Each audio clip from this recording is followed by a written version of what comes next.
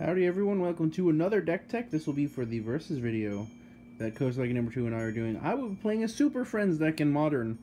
Playing what he will be bringing to you, which he will probably not have a deck tech because he's played it before. Let you guess what that is. I won't spend too much time on the Planeswalkers, but I will slow down enough for you guys to read them and the zoom-ins, and I will go through the center cards to just explain their options, and we'll go and get right into it. Starting with a Sarkhan the Dragon Speaker. He's pretty good. Removal spell, becomes a beater. A Johnny card advantage, you can make your threats big enough, or your tokens that you make, which you make a lot of, to be big enough. Gonna go through these pretty fast. Gideon, he makes knights, makes all your guys bigger with his -4, and can become a 5/5 indestructible that prevents damage. So unless your opponent's playing exile effects, they won't be able to kill him in combat. 2 Chandra, they are a way to get card advantage. They can kill an opponent. There are times where you'll just be using the +1 to kill them. More often than not, you'll be using the 0 to draw cards. 1 Garruk Relentless, he's out of the sleeve as he flips. He's not too terrible, he's a removal spell, he makes tokens, and on his flip side, he makes more tokens. He can tutor for certain creatures, which we don't have a lot of, but that might matter, and he has Overrun. 2 Nahiris, it's a removal spell, it's also a draw engine, if we're drawing a bunch of lands or cards we don't need anymore, and our ultimate can reach one of our bigger creatures to win the game. 1 Johnny Vengeant. He can keep things like lands and troublesome creatures tapped. He's a lightning helix on a stick, and his ultimate will, like most planeswalkers, generally win you the game. 1 Arlen Cord. Her +1 might come up. It normally doesn't, but it can. It has come up a couple times for me. You'll normally use her 0 to make a wolf token, then flip her into this side, which gives everything you control +1/+1 trample, bolt, or the emblem of awesome. 1 Nissa Voice of Zendikar. She makes 1 plant tokens, which isn't great, but it's just at 3 mana. Not bad, as it makes a bunch of blockers. Her -2 can grow your team, and since she makes 0 ones, that can matter. And her ultimate, won't win you the game right off the bat. Generally going to be pretty good in this deck. And then we get to our creatures. 2 Ulvenwald Hydra. This is actually one of the bigger end games of the deck. We have a Singleton Kaisa Gorfrun. This thing also just gets really big. This deck puts a lot of lands onto the battlefield just because it's a bit slower. It's a really grindy mid-range deck. All our planeswalkers. The biggest way we get card advantage is through the 13 planeswalkers in the deck. You only saw 12, I know. Every turn you get a free spell off of them, even if it's not great, it's still a free spell. So you're naturally going to try and go longer than most decks. And Overrun Hydra, as you're playing lands, gets really big and probably bigger than most things. Reach, since this deck can't really handle flying creatures, is going to also be a big deal. We have 3 Thragtusk. This is just for the gain 5 life. The 5/3 that dies, it makes another 3/3s nice, but the biggest thing about this card is it's going to kill 2 to 3 creatures and gain you 5 life. This is in here to slow down the game and buy you some time. 1 Nissa Vastward's here. You need to hit your land drops. We play 24 lands and some ramp spells, but the biggest way we're going to do it is just by naturally drawing our lands, and this helps us keep doing that. And our flip side is a Planeswalker, which +1 draws cards, -2 makes tokens, and her ultimate will probably win a game, like most of the planeswalkers you saw.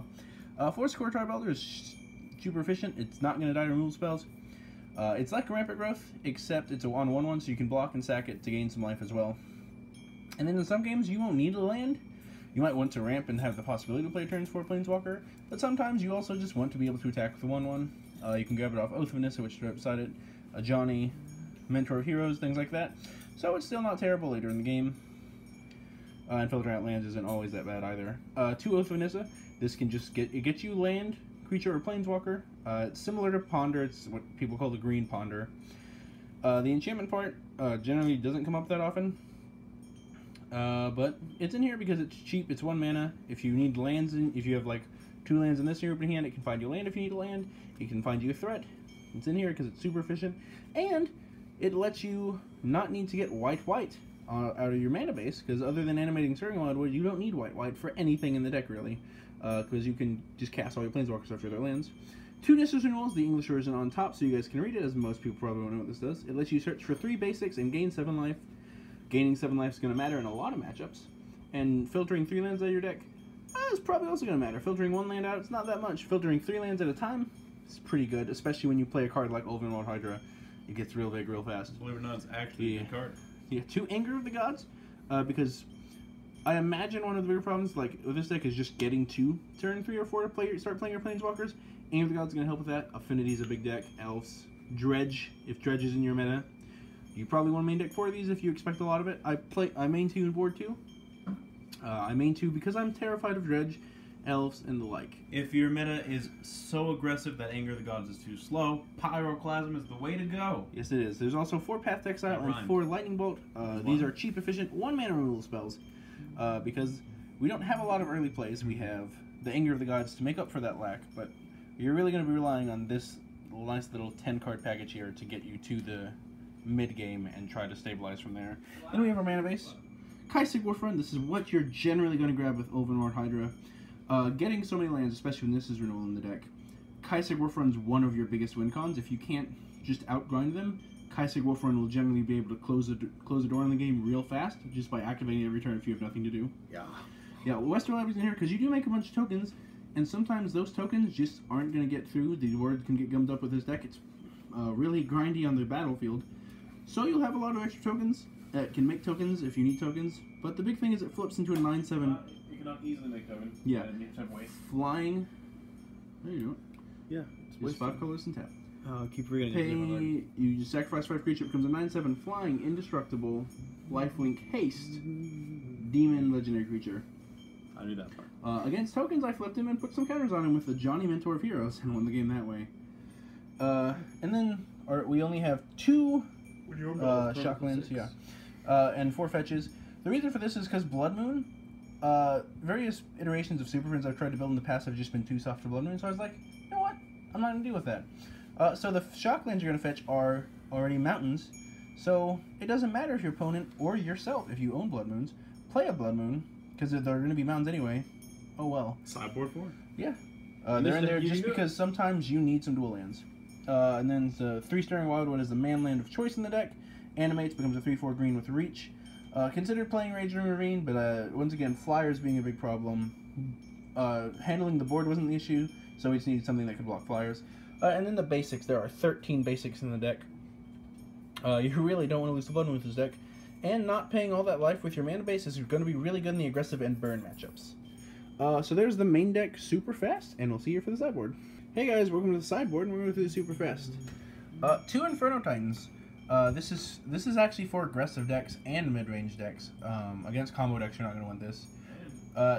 Big note, combo decks, generally unless they're creature-based combo decks, you accept when you play this deck, you're not going to beat them. Yeah. Unless you really want to sideboard, like for Rest in Peace and such. I choose not to, because those are just not that popular in my meta, so I built my deck to beat the decks in my meta. Inferno Titan being one of them. It's great against Fish, great against Affinity, great against Elves, great against Jund. Gift stacks, it's still a very powerful threat. And just super efficient. Thunderbolt Hellkite, big hasty threat. This is for the Jund mirrors, or for not Jund mirrors, Jund matchups. And against things that are playing cards like Lingering Souls. And you can arguably board this thing against Affinity. If you expect Hangerback Walker to live, make a bunch of tokens, you can kill all those tokens. Control. Also good against control. Just a big hasty threater that can handle Lingering Souls. 1 P and Kirin Noir. Just, once again, good against mid-range decks. This is really great against Affinity, though. Making 2 1/1 flyers is going to be a very big deal. Once again, flyers are really soft, too. And being able to use those flyers, if they can't trade, to deal 2 damage to something, maybe can kill something. Also, 4 power for 4 mana on 3 bodies is never bad. 1 Huntmaster of the Fells. A little bit more life gain. Once again, mid-range and aggro matchups. Mainly the mid-range matchups. And control. And control. Not necessarily that great against aggressive decks being 4 mana. But if you can get to him, he's going to be pretty good. And then his flip side is really good against aggressive decks. He's a 4/4 trample. Whenever he flips, he shocks target player and up to 1 target creature that player controls. And he is trample, so he becomes a really big body and can possibly kill something, but he can really outgrind a player, especially if you can start flipping it back and forth. It can generate a lot of value. If you play... there's a deck. No. 2 Scavenging Oozes. Fine. For some Graveyard Hate. Once again, against Jund deck stuff, they're gonna... Or, not Jund. This is for, like, the small aggressive decks and Storm decks. Or, like, Gyra's Vengeance, things that have a certain card in their graveyard they need. This so you can handle that. And it goes a bit bigger.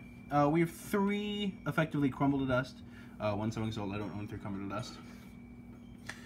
Crumble Dust is one of the newer versions of the Sowing Soul variant. It destroys target land, or it exiles target land, and then you can search your opponent's hand, graveyard, and library for cards of the same name, and exile all copies. This is mainly for Tron, but you can arguably board it against things like Infect and Affinity.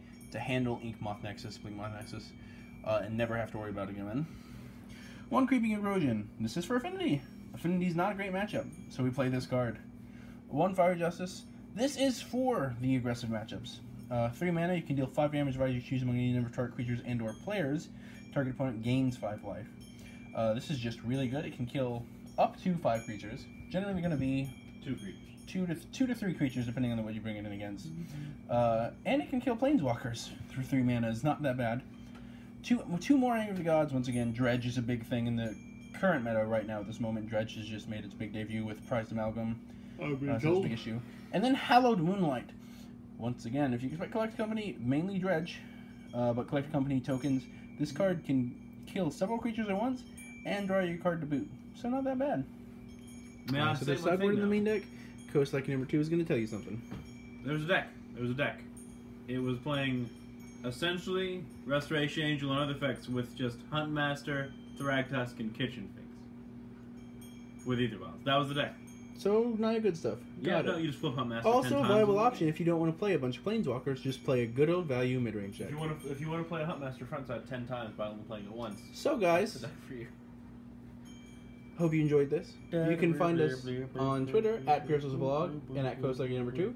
You can email us, PearsonsVlog@yahoo.com, and you can find my articles on CardConfidants.com. Hope you enjoyed this deck, and we'll see you for the Versus video.